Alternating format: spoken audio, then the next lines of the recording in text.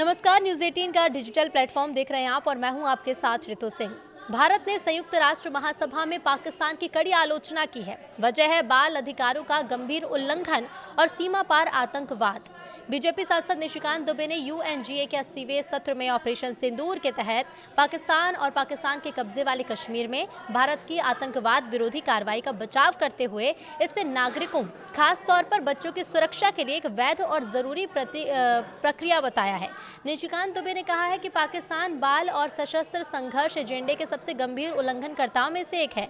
उन्होंने सीमा पर आतंकवाद, गोलाबारी और हवाई हमले में पाकिस्तान की भूमिका को उजागर किया, जिसकी वजह से अफगान बच्चों की हत्या और अपंगता हुई है। इसके लिए उन्होंने CASE पर संयुक्त राष्ट्र महासचिव की 2025 की रिपोर्ट का हवाला दिया है। बीजेपी सांसद ने कहा कि हम अपनी सीमाओं के भीतर बच्चों के खिलाफ हो रहे गंभीर दुर्व्यवहार से दुनिया का ध्यान हटाने की कोशिश के लिए पाकिस्तान की कड़ी निंदा करते हैं। ये बात महासचिव की CASE 2025 पर रिपोर्ट और साथ ही जारी सीमा पार आतंकवाद से साफ है। उन्होंने कहा कि अफगानिस्तान सीमा के पास से क्षेत्रों में पाकिस्तान की सेना के सीमा पार हमलों और हवाई हमलों की वजह से कई अफगान बच्चों को नुकसान पहुंचा है, कई बच्चे मारे गए हैं। निशिकांत दुबे ने कहा कि इस रिपोर्ट में खासकर लड़कियों के स्कूलों में स्वास्थ्य कर्मियों पर पाकिस्तान के हमलों और अफगानिस्तान सीमा पर हुई घटनाओं का विस्तृत विवरण मौजूद है, जहां पाकिस्तान की तरफ से की गई गोलाबारी और हवाई हमले सीधे तौर पर अफगान बच्चों की हत्या और अपंगता के लिए जिम्मेदार थे।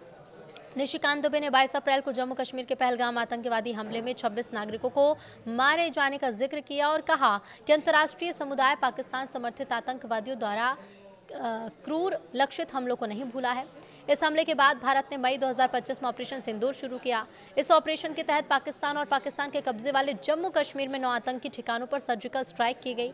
ऑपरेशन सिंदूर के दौरान भारत ने पाकिस्तान और पाकिस्तान के कब्जे वाले कश्मीर में 9 आतंकी शिविर पर कार्रवाई कर कई आतंकियों को ढेर कर दिया है।